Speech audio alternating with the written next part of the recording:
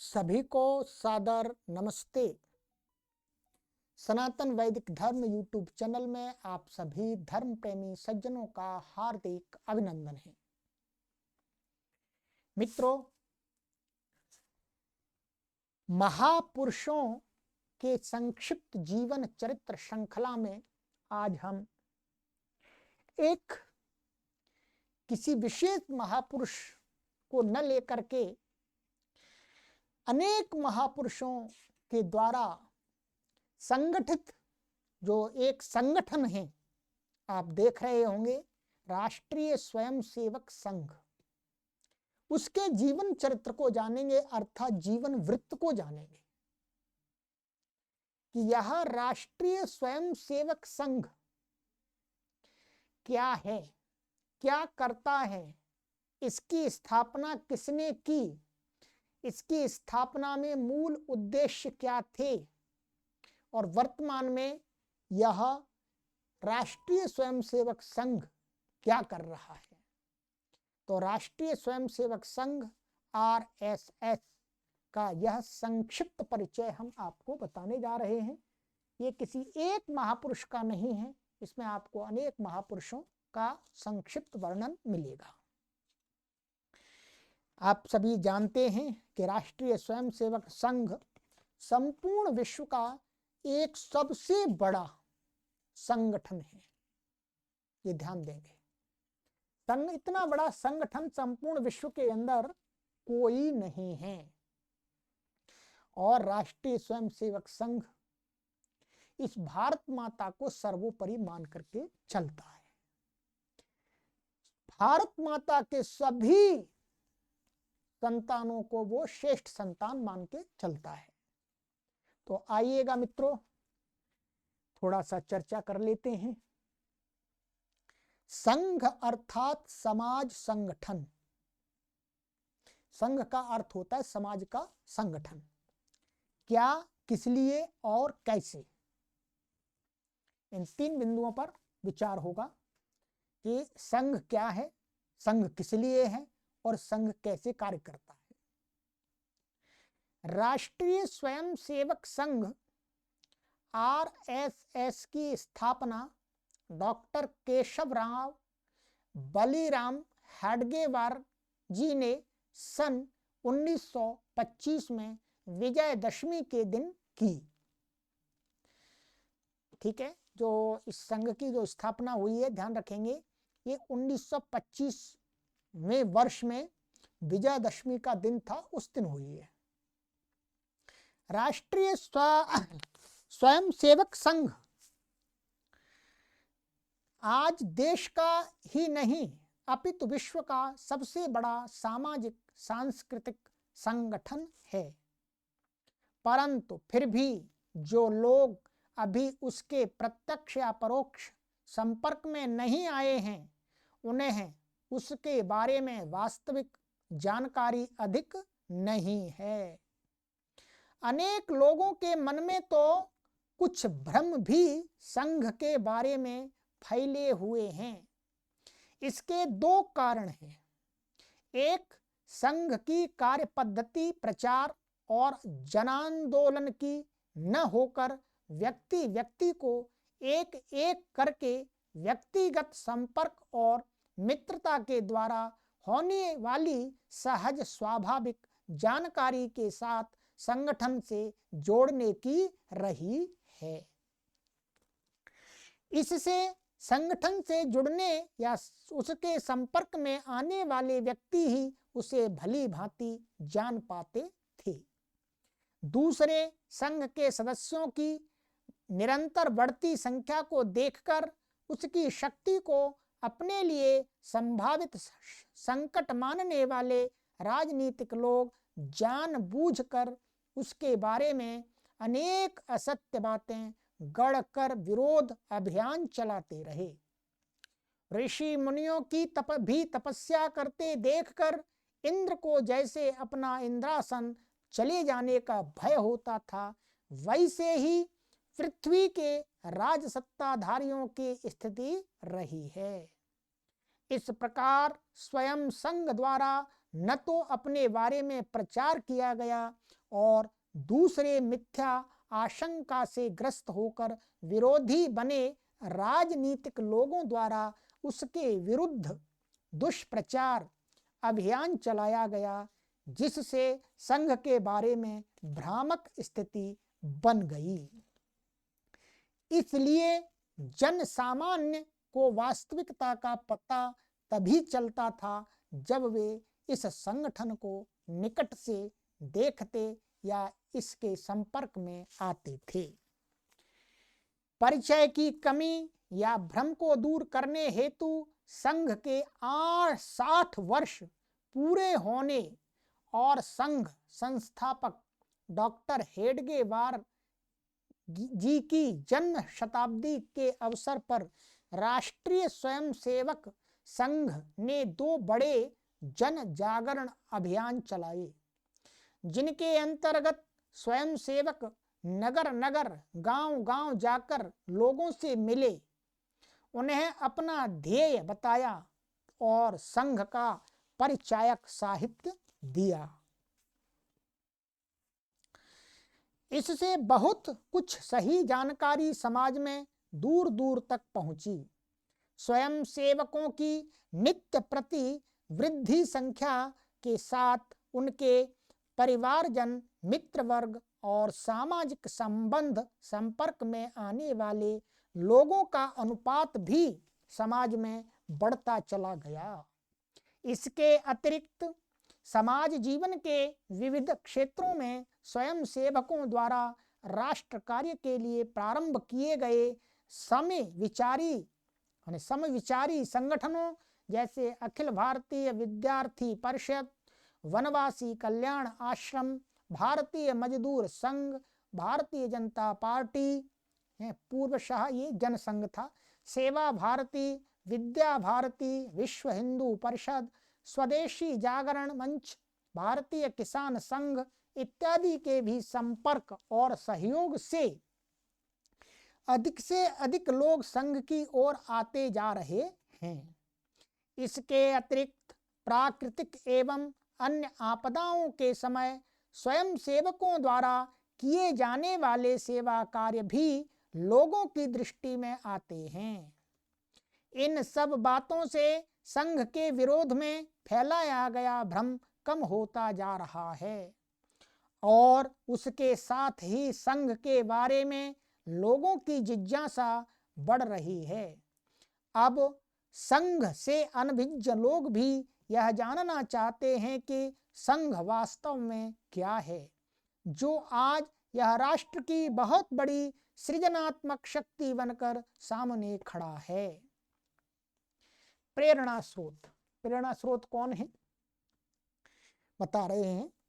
संघ संस्थापक डॉक्टर हेडगेवार पर बाल्यकाल से ही छत्रपति शिवाजी के जीवन और कर्तृत्व का बहुत गहरा प्रभाव पड़ा था। ऐसा ही एक प्रसंग इस प्रकार है। तो जो संघ के संस्थापक डॉक्टर हेडगेवार जी थे, तो उनको ये प्रेरणा कहाँ से मिली थी इस संघ को की स्थापना करने के लिए? तो बता दिया कि वो उनके छत्रपति शिवाजी जी के जीवन से बहुत प्रभावित थे और उनकी कार्यों से। और उसके संबंध में एक प्रसंग भी बताया जा रहा है। वो प्रसंग इस प्रकार से है कि शिवाजी के पिता शहाजी भोसले एक जागीरदार थे और परिस्थितिवश बीजापुर के आदिल शाही दरबार में सेवारत थे। ये वहाँ पर बीजापुर एक महाराष्ट्र में स्थान है, तो वहाँ का जो शासक था वो आदिल शाही था।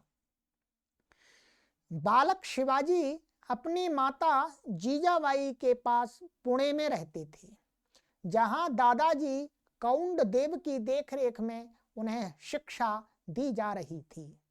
पिता से भेंट करने शिवाजी बीजापुर गए तो शिष्टाचार के नाते वह शिवाजी को आदिल शाही दरबार में ले गए। वहाँ दरबार की प्रथा के अनुसार शहाजी ने शिवा से आदिल शाह के सामने सिर झुकाकर अभिवादन करने को कहा। तो 10 वर्ष के शिवा ने उत्तर दिया कि मैं अपने देश पर अवैध शासन जमाकर बैठे किसी विदेशी को अपना राजा नहीं मान सकता और इसलिए उसका अभिवादन भी नहीं कर सकता। यह सुनकर सभी स्तब्ध रह गए। शाहजी अपने पुत्र को अबोध बालक कहकर तुरंत बाहर ले गए, जिससे वह आदिल शाह के क्रोध से बच गए। शिवाजी के भावी जीवन का यह दिशा संकेत था और देशभक्तों की भावी पीढ़ियों का दीप स्तंभ था। नागपुर के एक वेद पाठी परिवार के धार्मिक वातावरण में जन्मे और पले बालक केशव की चेतना को शिवाजी के जीवन के ऐसे प्रेरक प्रसंगों ने झकझोर कर रख दिया था। उसने किसी भी विदेशी को अपने देश का शासक न स्वीकार करने का संकल्प कर लिया, परंतु इसके साथ ही विदेशियों के बारे में सक्रिय हुआ केशव का मन, केशव अर्थात वो डॉक्टर हेडगेवार जी हैं, का मन मस्तिष्क एक गंभीर प्रश्न से व्यग्र हो उठा। पूर्वजों के शौर्य की अनेक कहानियां वे सुन चुके थे, अतः उनका मन यह सोचकर व्यथित हो उठा कि शूरवीरों से भरे हमारे इतने बड़े देश पर विदेश से आए मुट्ठी भर आक्रमणकारी कैसे आधिपत्य स्थापित कर पाए। उस समय किसी का भी उत्तर उन्हें संतुष्ट नहीं कर सका। आगे चलकर राष्ट्रीय पराभव की इस समस्या का निदान और निवारक उपाय तो नियति उन्हीं से करवाने वाली थी। उस समय भले ही उन्हें अपने प्रश्न का समुचित उत्तर नहीं मिला, तो भी उसने उनके जीवन को विचार की एक ऐसी दिशा में मोड़ दिया जिससे बाल्यावस्था से ही वह स्वाधीनता संघर्ष के प्रायः सभी रूपों और प्रयत्नों से जुड़ते चले गए। वे क्रांतिकारी भी बने और फिर आंदोलनकारी बनकर कारागार भी गए, परंतु देश की पराधीनता का वह प्रश्न उनके मस्तिष्क से कभी ओझल नहीं हुआ और अंततः उसका निदान समाधान उन्होंने ढूंढ ही लिया। पराधीनता का दंश। भारत में 1947 के पश्चात जन्मे लोगों ने भले ही एक खंडित किंतु स्वतंत्र देश में आंखें खोली हों, परंतु उससे पूर्व लगभग 1000 वर्षों तक इस देश को पराधीन की कष्टपूर्ण व्यवस्था भोगनी पड़ी। बर्बर अत्याचार और अमानवीय शोषण सहन करना पड़ा। इस्लाम आक्रमणकारियों के दमनकारी शासन के साथ शताब्दियों तक संघर्ष के पश्चात पूर्ण स्वतंत्रता के लिए परिस्थिति अनुकूल बनती दिखाई दी तो अंग्रेजों ने उस संभावना को समाप्त कर दिया। पराधीनता और विस्तृत हो गई। अंतर इतना ही पड़ा कि क्रूर बर्बरता का स्थान विधान कानून बनाकर शोषण ने ले लिया। उस पराधीनता के विरुद्ध देश प्रेमी व स्वाभिमानी भारतीयों ने अविराम संघर्ष किया, परंतु वैसी राष्ट्र चेतना यदि सभी देशवासियों में होती तो देश कभी पराधीन ही न होता। अतएव स्वाधीनता संघर्ष में गहरे उतरने के साथ साथ डॉक्टर केशवराव हेडगेवार का मानस उस कारण का निवारण ढूंढने में भी लगा जो देश की परतंत्रता के लिए उत्तरदायी था, और इसी चिंतन मनन का प्रतिफल राष्ट्रीय स्वयंसेवक संघ के रूप में प्रकट हुआ। वही प्रश्न अब उत्तर के साथ जो उनके मन में प्रश्न उठा था कि हमारा ये भारत देश, अखंड भारत 1000 वर्षों तक इस्लाम के आक्रमणकारियों के चुंगल में फंसा रहा और यहाँ की लोगों को अनेकशः कष्ट झेलने पड़े, यातनाएं झेलनी पड़ी। तो इसी का उनको उत्तर के साथ कहते हैं, बताते हैं, इस भाग में देखते हैं।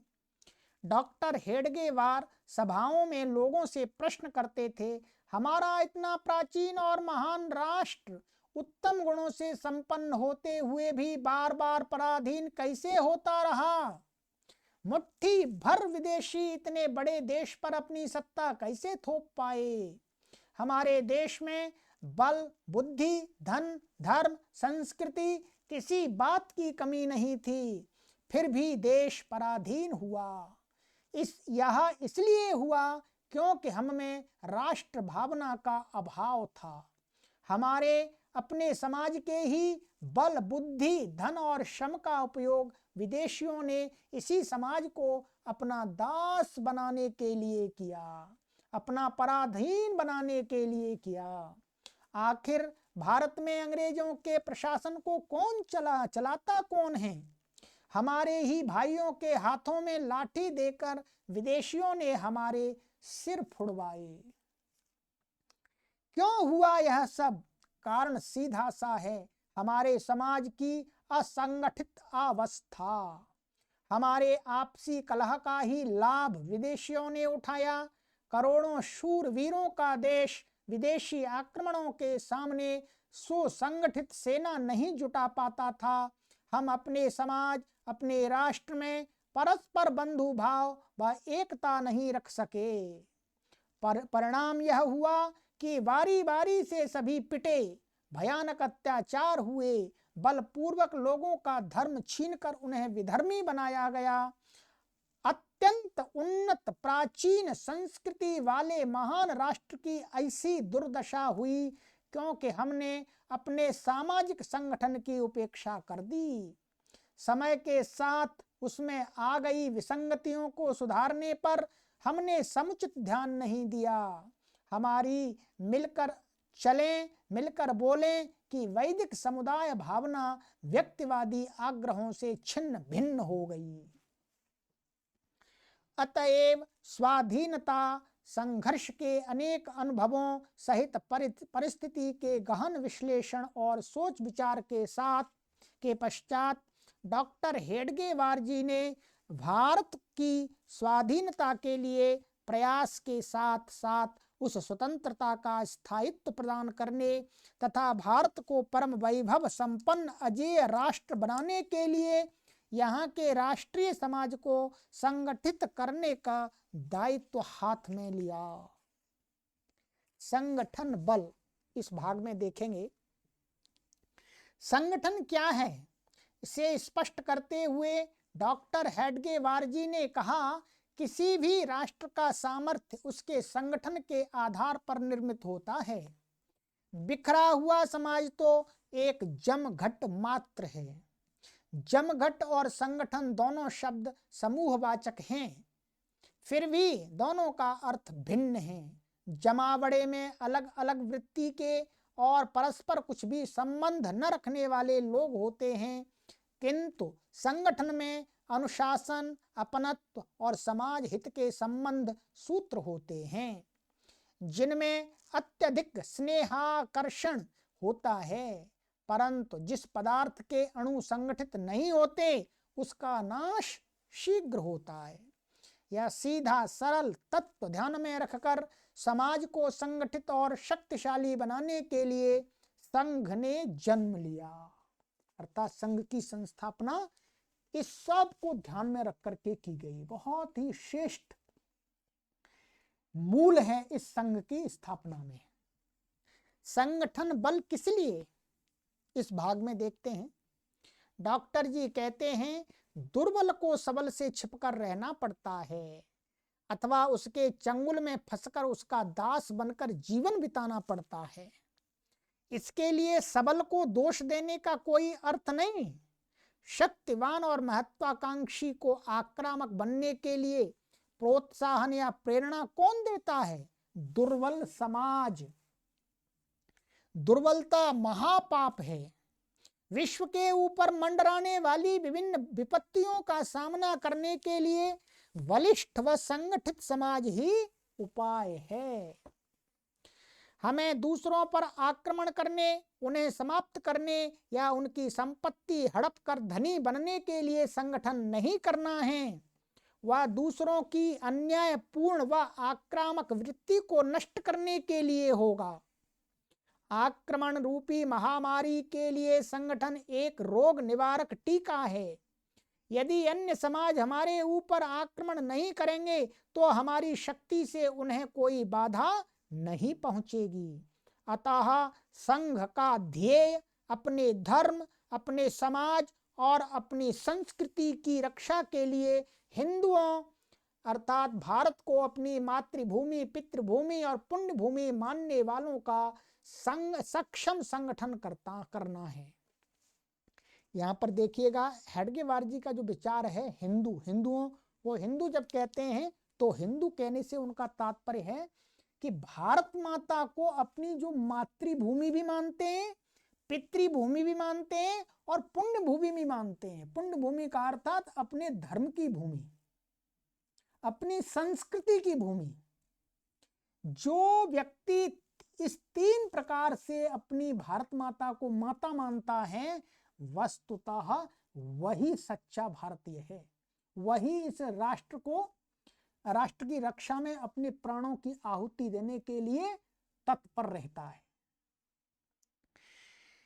उससे हमारा खोया आत्मविश्वास पुनः जागृत होगा और उसके सामर्थ्य के सामने आक्रामकों की उद्दंड प्रकृति ढीली पड़ेगी तथा वे हमारे ऊपर आक्रमण करने का फिर सोच भी नहीं पाएंगे। बहुत उत्तम विचार है।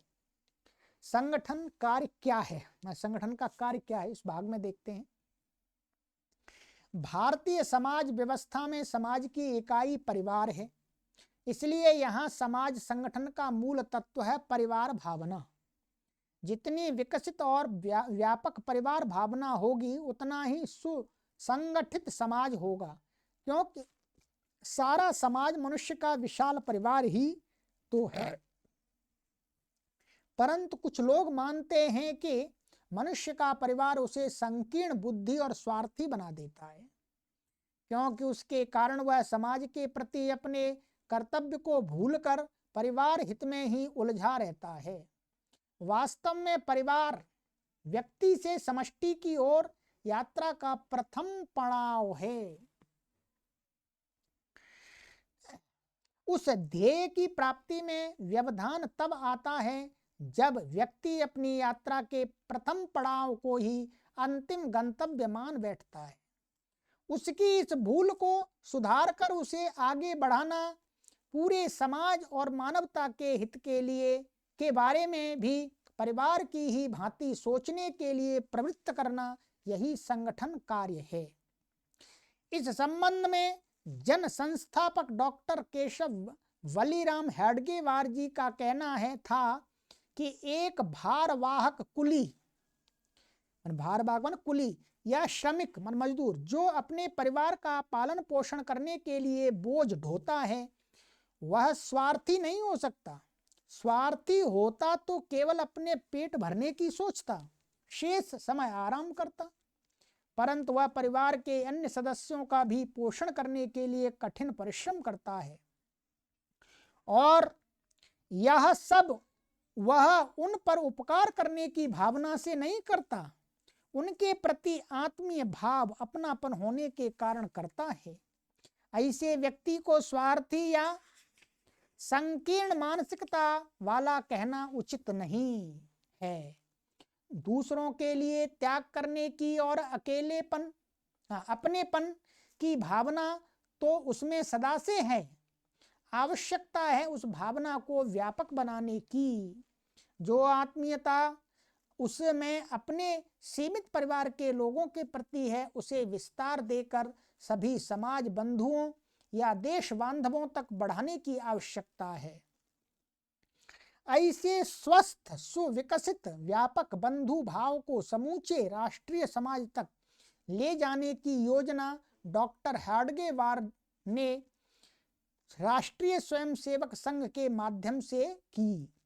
देश भूमि के प्रति श्रद्धा, मातृभाव, समाज में सभी के प्रति आत्मीय बंधु भाव विकसित कर प्रत्येक परिस्थिति का सामना एक होकर करना ही समाज संगठन है। यही संघ का कार्य है। व्यापक प्रयत्न से ही सफलता प्राप्त होती है, इस भाग में देखते हैं। परंतु डॉक्टर हेडगेवार जी ने कहा, यह काम 1, 2 या 5, 10 अथवा 25, 50 लोगों का नहीं है।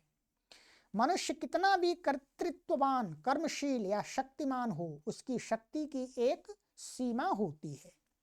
पूरे राष्ट्र का काम वह अकेले अपने सिर पर नहीं ले सकता। इस काम के लिए पूरे राष्ट्र को संगठित होना होगा। जो शक्तिहीन है वह धर्म की रक्षा नहीं कर सकता, इसलिए सारे समाज को संगठित कर बलशाली बनाने का काम संघ ने अपने हाथ में लिया है। यही हमारा आज का धर्माचरण है। इसके अतिरिक्त अन्य ध्येय हमारी दृष्टि में गौण हैं। अलग संगठन क्यों, अर्थात नया संगठन क्यों? माने पहले से भी अनेक संगठन थे, तो डॉक्टर हेडगेवार जी ने नया संगठन क्यों बनाया, तो इस भाग में इसकी चर्चा देखते हैं। राष्ट्रीय स्वयंसेवक संघ की स्थापना से पूर्व डॉक्टर केशव राव हेडगेवार जी अपनी किशोर और तरुणावस्था में महाराष्ट्र तथा बंगाल के क्रांतिकारी संगठनों के सदस्य रह चुके थे।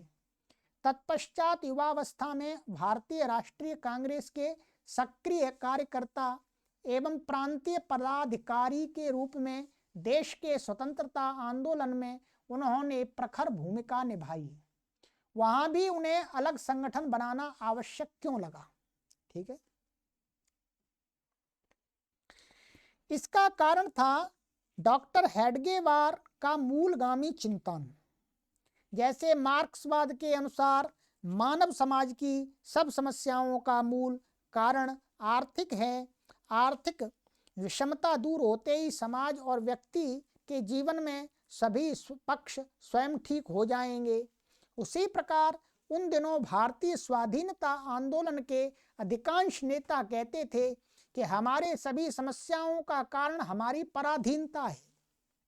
स्वतंत्र होते ही ये समस्याएं स्वतः सुलझ जाएंगी। किंतु डॉक्टर हेडगेवार जी ऐसा नहीं मानते थे। यद्यपि उनकी स्वतंत्रता की कामना आंदोलनकारी नेताओं से कहीं अधिक तीव्र थी, वे तो उग्र क्रांति मार्ग के पथिक रह चुके थे और बाद में भी क्रांतिकारियों से उनका सहयोग संबंध बना रहा। फिर भी वे समझते थे कि हमारी सभी समस्याओं का एकमात्र कारण हमारी पराधीनता नहीं है। इसके विपरीत हमारे समाज जीवन में आई कतिपय न्यूनताओं के कारण हम पराधीन हुए और उन दोषों दुर्बलताओं को दूर किए बिना यदि हम स्वतंत्र भी हो गए तब भी अपनी स्वतंत्रता को दोबारा गंवा बैठेंगे। इसके विपरीत यदि हम में स्वतंत्र रहने की पात्रता आ जाए तो फिर हमें कोई परतंत्र नहीं रख सकेगा। अतः स्वतंत्र होने के लिए प्रयत्न करने के साथ साथ स्वतंत्र रह पाने की योग्यता अर्जित करना भी आवश्यक है तथा वह योग्यता सारे राष्ट्र को एक संगठन सूत्र में गूंथने और अपनी संस्कृति, अपने आदर्शों एवं जीवन मूल्यों के प्रति गौरव बोध जागृत करने से ही आ सकती है। स्वाभिमान से जीने के लिए दो बातें आवश्यक हैं: अपने आदर्शों की रक्षा के लिए प्राण भी अर्पित करने की तत्परता और संगठित एकता का बल। निहित उद्देश्य से प्रेरित प्रचार से प्रभावित होकर कभी कभी कुछ लोगों को भ्रम हो जाता है कि संघ की स्थापना मुसलमानों के विरुद्ध की गई है। अनेक लोग ऐसा सोचते हैं पर गलत है।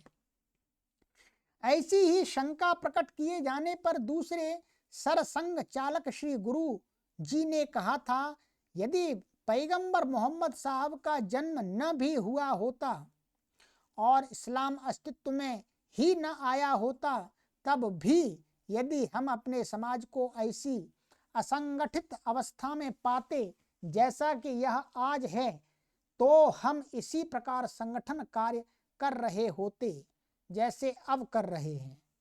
अतः संघ की स्थापना का कारण समाज का असंगठित अवस्था में होना है और यह असंगठित मुसलमानों के कारण ही नहीं हुआ है। वास्तविकता यह है कि शक, हूण, यमन और इस्लामी आक्रमणकारी या अंग्रेज जितनी भी सफलता यहाँ प्राप्त कर पाए वह संभव ही इसलिए हुआ कि यहाँ का समाज अपनी प्राचीन संगठन शक्ति को भुला बैठा था।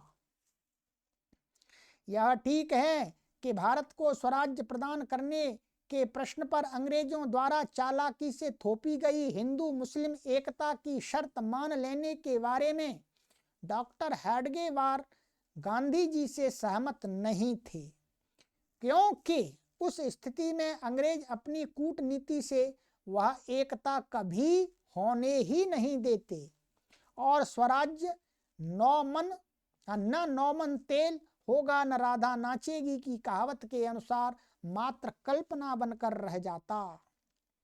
उन दिनों अंग्रेजों की चाल में आकर कांग्रेस मुसलमानों को अपने साथ लाने के लिए जो भी विशेष सुविधा देती थी, अंग्रेज शासक उससे बड़ा लोभ दिखाकर उन्हें दूर खींच लेते थे। इस प्रकार कांग्रेस एक अंधी दौड़ में फंस गई थी जिसका न कोई अंत था न कोई लाभ। उसमें पराजय ही उसकी नियति हो सकती थी, जिसकी पराकाष्ठा अंत में मातृभूमि का विखंडन स्वीकार कर लेने में हुई। इसलिए डॉक्टर हेडगेवार ने उन लोगों को संगठित करने का मार्ग चुना जो इस देश में स्वयं को आक्रमणकारी नहीं वरन इस भूमि को संतान मानते हैं। यदि राष्ट्रीय समाज संगठित और बलशाली होगा तो सभी समुदाय को स्वयं ही उसके साथ मेल करने की इच्छा होगी। संघ स्थापना में यह सकारात्मक दृष्टि रही है। संगठन का सूत्र दीप से दीप प्रज्वलन। इस भाग में देखेंगे व्यक्ति व्यक्ति से संपर्क कर इसी प्रकार दीप से दीप जलाने की कार्य पद्धति डॉक्टर हेडगेवार ने संघ में अपनाई, जिससे स्वयं सेवकों की संख्या बढ़ती चली गई। स्वयं सेवक बढ़े, शाखाएं बढ़ी, संघ कार्य का विस्तार करने वाले कार्यकर्ता बढ़े। संघ का संगठन प्रवाह नागपुर में डॉक्टर हेडगेवार जी के घर की बैठक से आरंभ होकर विभिन्न प्रांतों प्रदेशों से होता हुआ पूरे देश में फैल गया। अनोखी शैली, कार्य करने की शैली अनोखी है। डॉक्टर जी ने नए नए लोगों को संघ से जोड़ने की बहुत सरल किंतु चमत्कारी पद्धति अपनाई।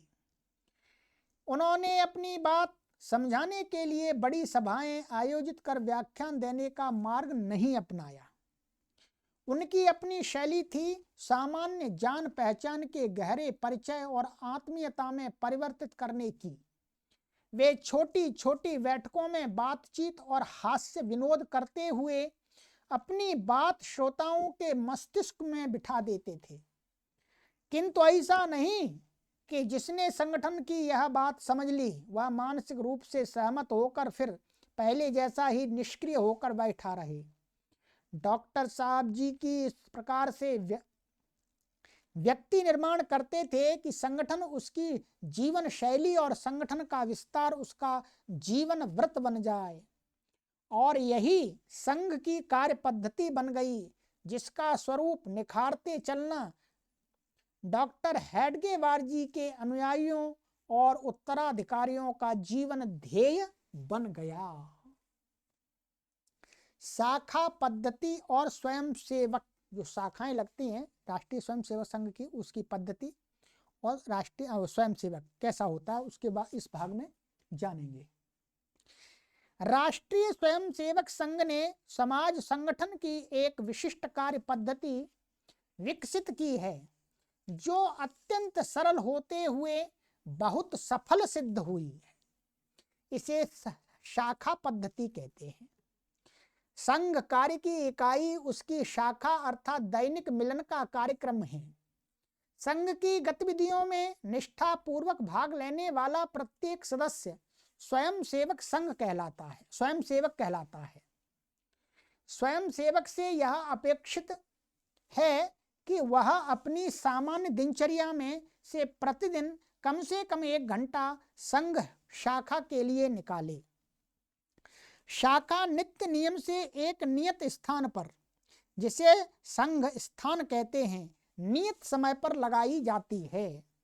किसी मैदान या अन्य सुविधाजनक स्थान पर प्रतिदिन प्रातः काल या सायंकाल परिस्थिति को देखते हुए कहीं रात्रि में भी आसपास के स्वयं सेवक एकत्र होते हैं। भगवा ध्वज का आरोहण कर उसका वंदन और फिर कुछ व्यायाम या शारीरिक प्रशिक्षण, खेल, राष्ट्र या समाज से संबंधित कोई चर्चा, प्रश्नोत्तर अथवा देशभक्ति गीत का गायन इत्यादि सहज भाव से किंतु अनुशासन पूर्वक संपन्न होते हैं। और अंत में मातृभूमि तथा ईश्वर की वंदना करते हुए प्रार्थना करके शाखा का विसर्जन होता है। यहाँ खेल खेल में और सहज चर्चाओं द्वारा संगठन, अनुशासन और देशभक्ति के पाठ तो स्वयं सेवक सहजता से सीख ही जाता है, साथ ही आदर्श नागरिक के जो संस्कार उनके मन पर पड़ते हैं उनसे उसका मनोबौद्धिक स्तर भी उन्नत, परिष्कृत और उदात्त बनता चला जाता है। स्वदेश के लिए मातृभूमि माता का भाव और साथ ही स्वयं सेवकों के प्रति बंधु भाव एवं प्रेम उसके हृदय में अंकुरित होता है। उनके तथा उनके परिवारों के सुख दुख में सहभागी होने समूचे संगठन और पूरे राष्ट्रीय समाज को अपना बड़ा परिवार अनुभव करने तथा राष्ट्र पर सब कुछ न्योछावर कर देने के लिए तत्पर रहने का जो स्वभाव उसमें इस विशिष्ट संगति के परिणाम स्वरूप विकसित होता है, उससे वह मानो एक नया ही व्यक्ति बनकर उभरता है। उसके जीवन को एक उच्च ध्येय प्राप्त हो जाता है। यही संघ द्वारा व्यक्ति निर्माण या चरित्र निर्माण की प्रक्रिया है। स्वयं सेवकों में स्वावलंबी स्वभाव निर्मित करने और समानता का भाव जगाने के लिए उन्हें अपना काम स्वयं करने की आदत डाली जाती है। शिविरों या शिक्षा वर्गों में वे भोजन बनाने और परोसने जैसे कार्यों में बारी बारी से हाथ बटाते हैं तथा अपने बर्तन स्वयं धोते हैं।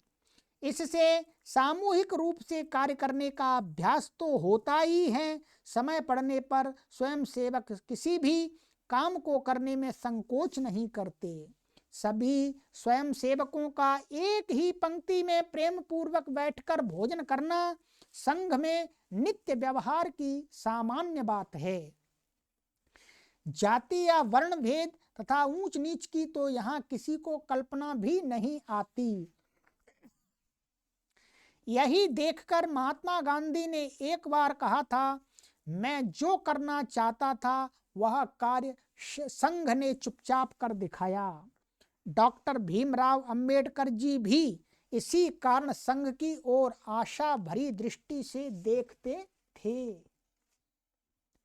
संघ प्रवेश, संघ में प्रवेश कैसे होता है इस भाग में ये जानेंगे। जैसे शाखा की कार्य पद्धति सरल है, वैसे ही स्वयं सेवक बनना भी बहुत सरल है। संघ में प्रवेश के लिए सदस्यता की कोई जटिल प्रक्रिया नहीं है।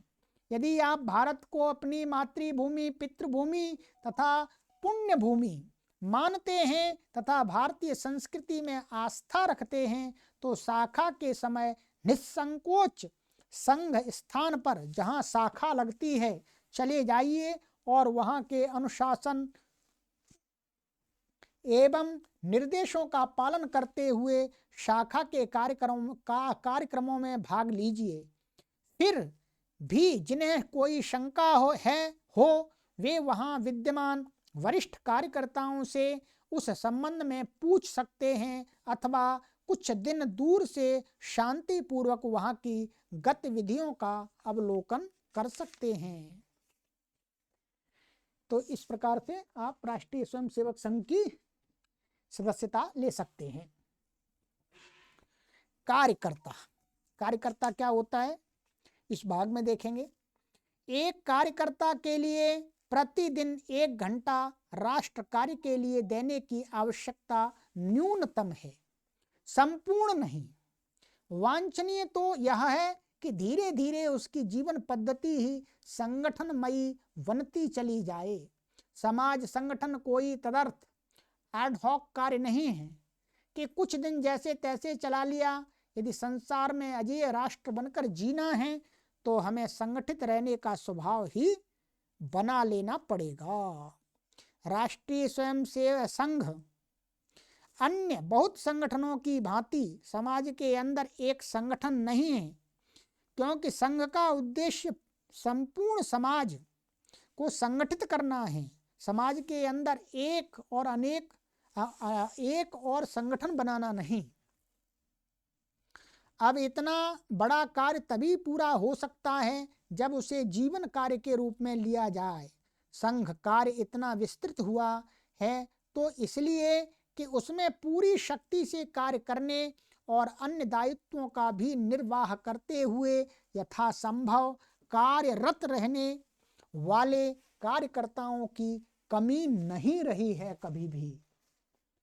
राष्ट्रीय स्वयंसेवक संघ के संपूर्ण तंत्र का आधार वे जीवनव्रती कार्यकर्ता हैं जिन्हें प्रचारक कहते हैं।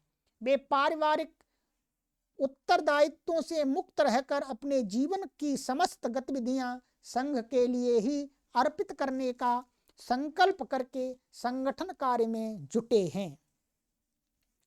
वे प्रचलित धार्मिक दृष्टि से सन्यासी नहीं होते, परंतु राष्ट्र कार्य में कोई बाधा ना आए इसलिए वे परिवार नहीं बसाते। उनका सब कुछ राष्ट्र देव को समर्पित होता है। संघ के प्रचारक वस्तुतः संगठन करता हैं।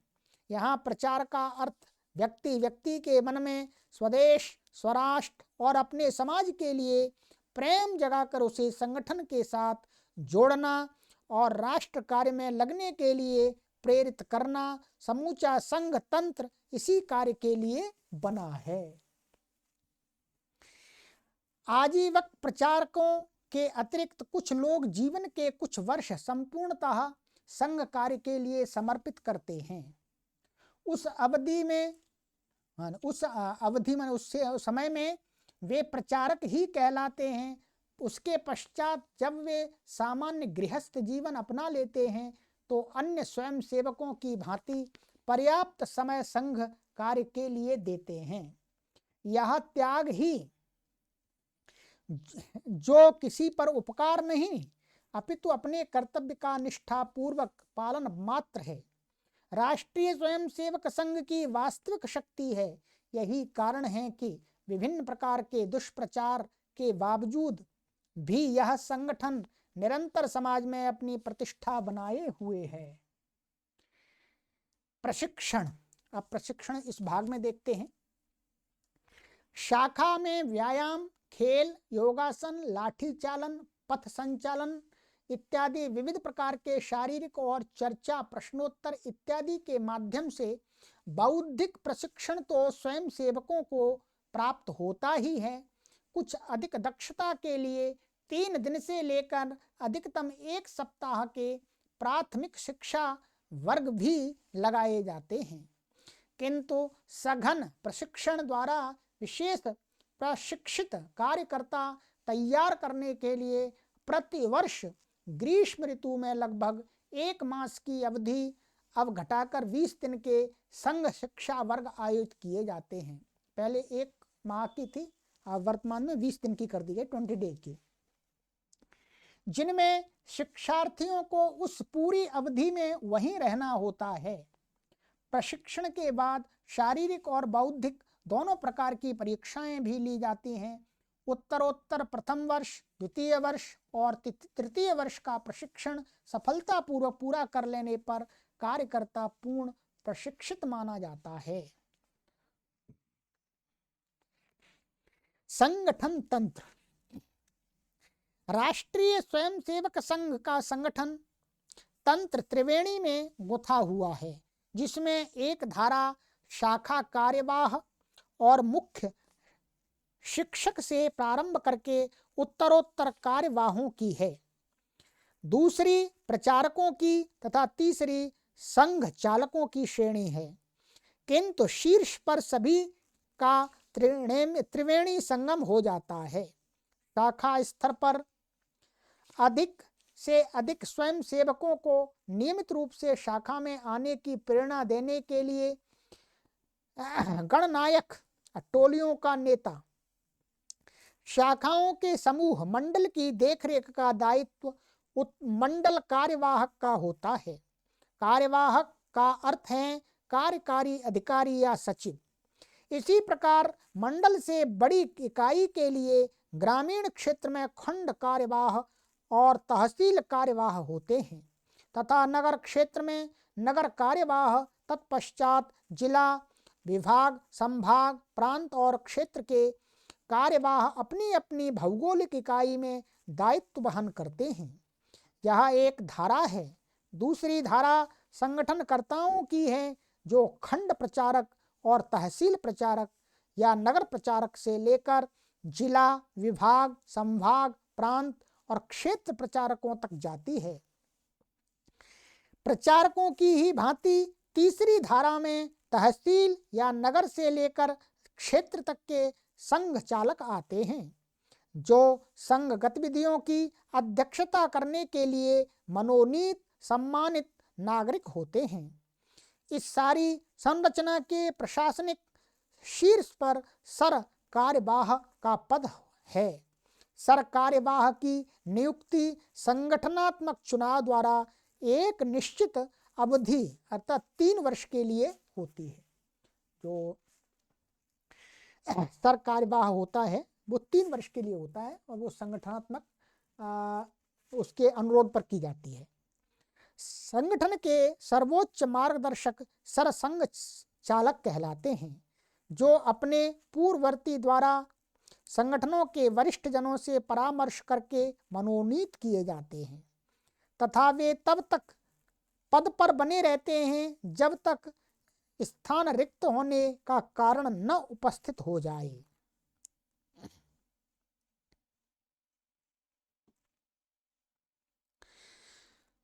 केंद्रीय स्तर पर संगठन और प्रशासक की दृष्टि से 2 संस्थाएं हैं, अखिल भारतीय प्रतिनिधि सभा और अखिल भारतीय कार्यकारी मंडल। इनका वर्ष में एक बार अधिवेशन होता है। संघ कार्य की दृष्टि से पूरे देश में 41 प्रांत बनाए गए हैं, जिनमें कुल मिलाकर वर्तमान में 57,000 शाखाएं चल रही हैं। सतत विकास परिवर्तन के साथ निरंतरता, इस भाग में देखते हैं। संघ की संपूर्ण कार्य पद्धति जैसी आज है, वह सब पूर्व निश्चित करके आरंभ में ही कोई संविधान या लिखित नियम उपनियम बनाकर 1925 में उसे प्रारंभ किया गया। ऐसा नहीं है, प्रारंभ में तो 1925 में विजयदशमी के दिन डॉक्टर हेडगेवार जी ने अपने घर पर ही 15-20 लोगों के साथ बैठक मनगोष्ठी करके संघ प्रारंभ करने की घोषणा मात्र की और फिर सभी ने उस पर विचार विमर्श किया। उसके पश्चात भी स्वयं सेवक पहले की तरह व्यायाम करने के लिए व्यायामशालाओं में, अखाड़ों में जाते थे। पहले नागपुर व्यायामशाला में और फिर महाराष्ट्र व्यायामशाला में। जैसे जैसे स्वयं सेवकों की संख्या बढ़ी तथा शाखाओं का विस्तार हुआ, वैसे वैसे कार्य पद्धति का भी व्यावहारिक विकास होता गया और उसमें परिपूर्णता आने लगी। राष्ट्रीय स्वयंसेवक संघ नामकरण 17 अप्रैल 1926 की एक बैठक में हुआ। जो राष्ट्रीय स्वयंसेवक संघ, जो RSS। 19 दिसंबर 1926 को डॉक्टर हेडगेवार सर्वसम्मति से संघ प्रमुख चुने गए।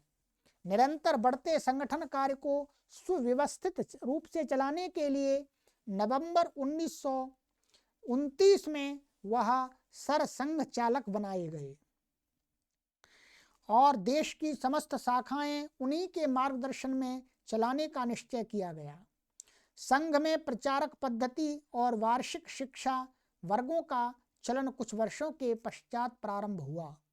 जब संघ महाराष्ट्र की सीमा से बाहर निकलकर देशव्यापी होने लगा तो मराठी और हिंदी की मिलीजुली आरंभकालीन प्रार्थना के स्थान पर 1939 में संस्कृत में नई प्रार्थना की रचना की गई, जिसे 1940 में अपना लिया गया।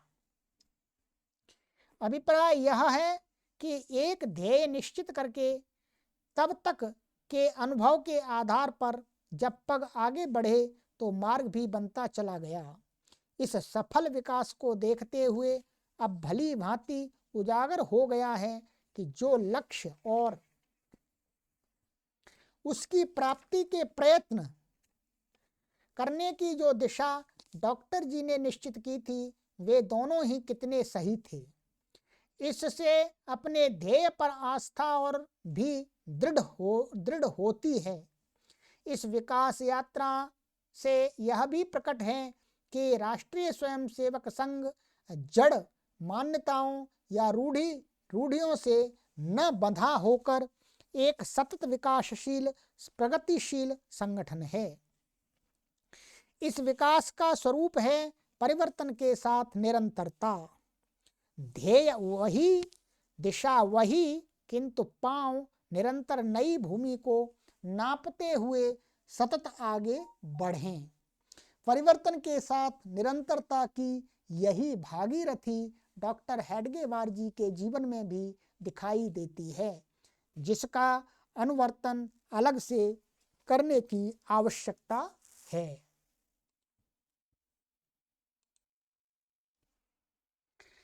राष्ट्र जीवन में संघ की भूमिका, इस भाग में देखते हैं।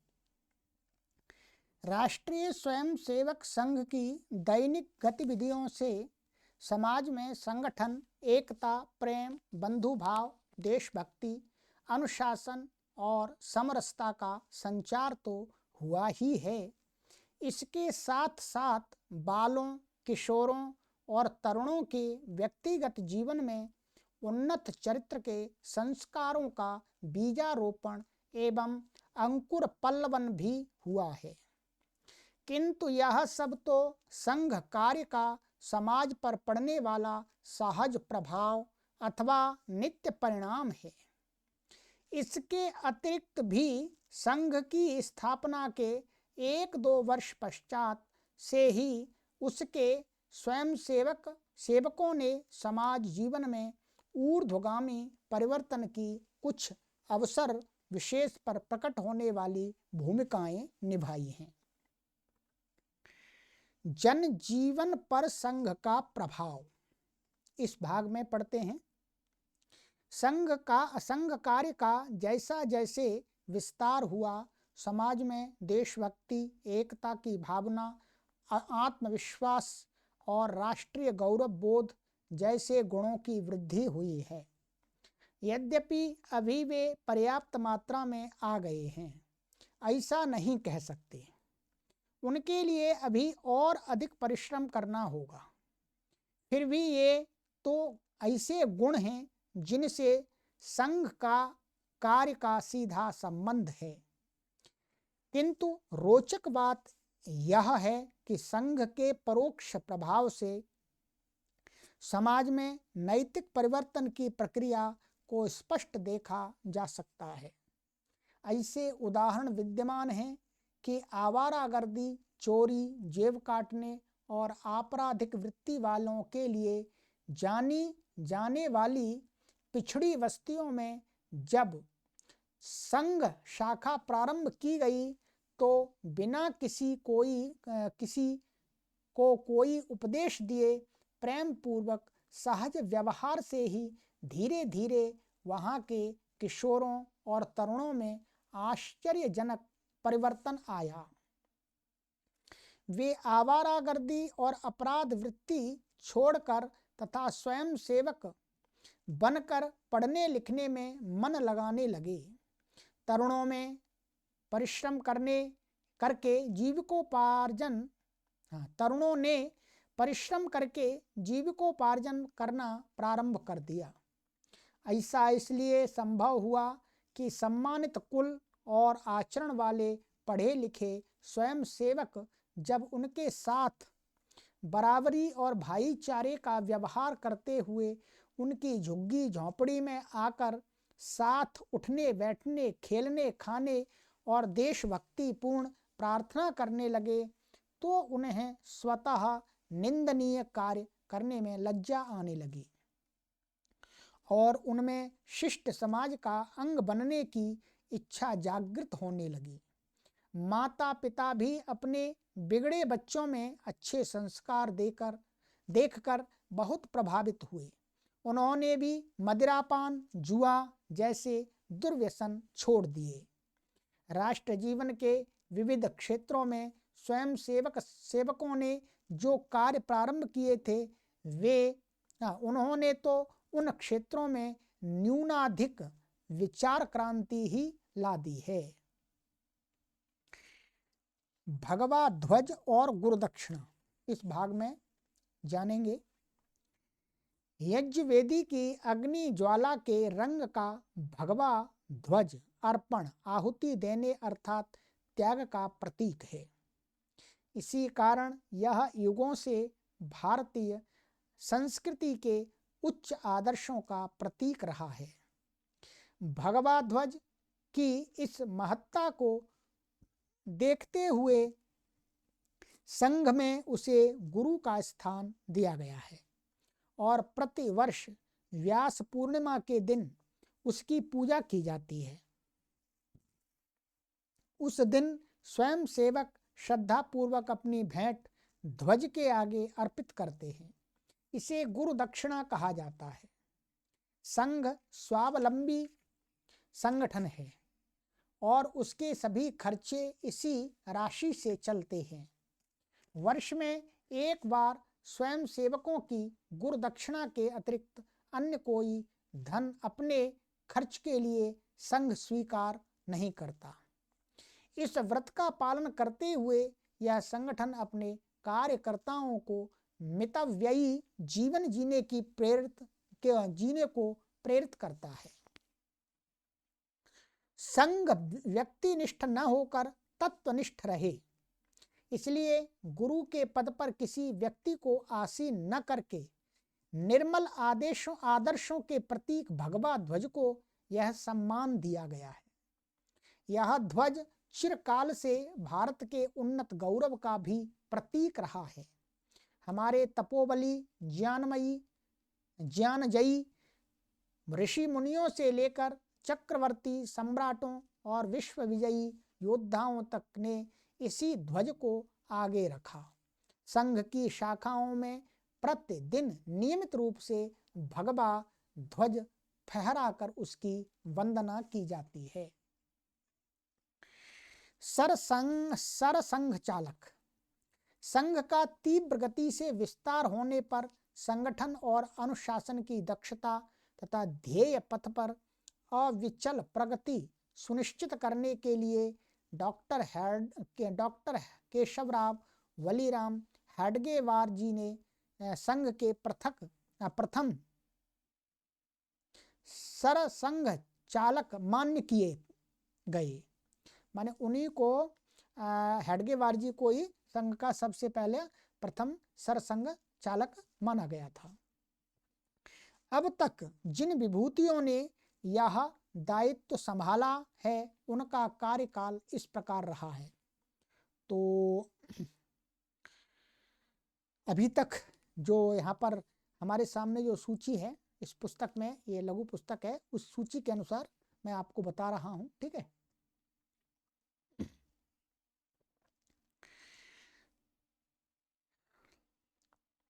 ये एक हैं डॉक्टर केशवराव बलीराम हेडगेवार जी हैं, दूसरे हैं श्री माधवराव सदाशिवराव गोवलकर जी हैं, और तीसरे हैं श्री मधुकर दत्तात्रेय बाला साहब देवरस, और चौथे हैं प्रोफेसर राजेंद्र सिंह रज्जू भैया इनको बोलते हैं, पांचवें हैं कुप्पाहल्ली सीतारमैया सुदर्शन, और छठे हैं श्री मोहन राव मधुकर राव भागवत।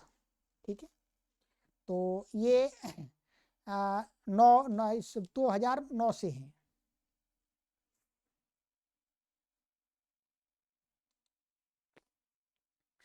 तो अभी कुल मिलाकर के 6 हो चुके हैं, अर्थात छठे अभी मोहन भागवत जी चल रहे हैं। ठीक है, डॉक्टर केशव राव बलीराम हेडगेवार जी, अब उनके बारे में थोड़ा यहाँ जानते हैं। नागपुर के एक सुसंस्कृत वेद पाठी परिवार में 1889 माने 1889 में जन्मे केशव राव के मन में बाल्यकाल से ही देश की स्वतंत्रता की आकांक्षा तीव्र हो चुकी थी। स्वातंत्र्य कामना को अनेक प्रकार से अभिव्यक्त करते हुए 16 वर्ष की आयु में वह प्रख्यात क्रांतिकारी डॉक्टर पांडुरंग खान खोजे के दल स्वदेश बांधव के सदस्य बने। बाद में डॉक्टरी पढ़ने कलकत्ता गए तो वहाँ के प्रसिद्ध क्रांतिकारी संगठन अनुशीलन समिति के सदस्य बन गए। नागपुर लौटने पर 1918 और 1918 में क्रांति प्रयास विफल हो जाने के बाद कांग्रेस के सक्रिय सदस्य बनकर आंदोलन की राजनीति में उतरे।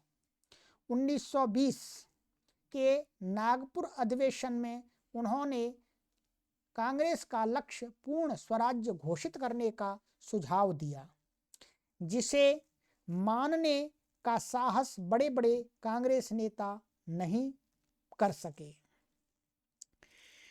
1921 में उन पर अंग्रेज सरकार ने राजद्रोह का अभियोग चलाया और 1 वर्ष का कठोर कारावास दिया। देश की सारी परिस्थिति पर विचार करके 1925 में उन्होंने राष्ट्रीय स्वयंसेवक संघ की स्थापना की और 1940 तक अपने जीवन का एक एक क्षण संगठन कार्य में लगा दिया।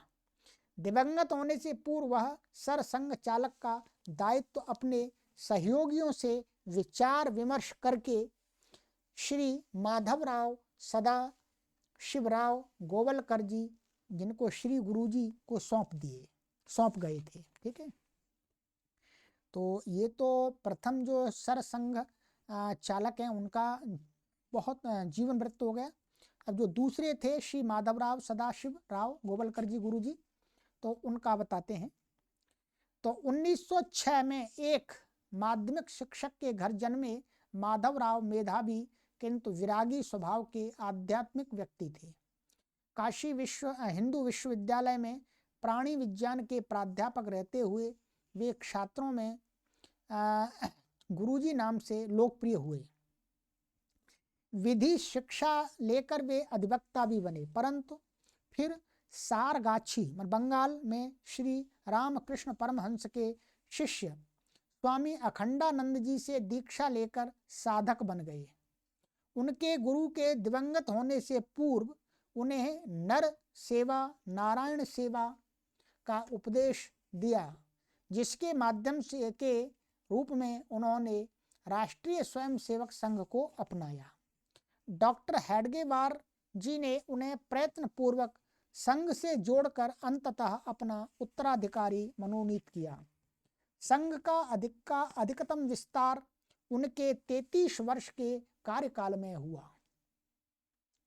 इस प्रकार संघ भागीरथी निरंतर अपने ध्येय स्वराष्ट्र के परम वैभव की ओर अग्रसर है, जिसका स्मरण ईश्वरीय कार्य के रूप में अपनी नित्य प्रति की प्रार्थना में करके सभी स्वयंसेवक संघ स्वयं सेवक उसे अपने हृदय में वसाए हुए हैं।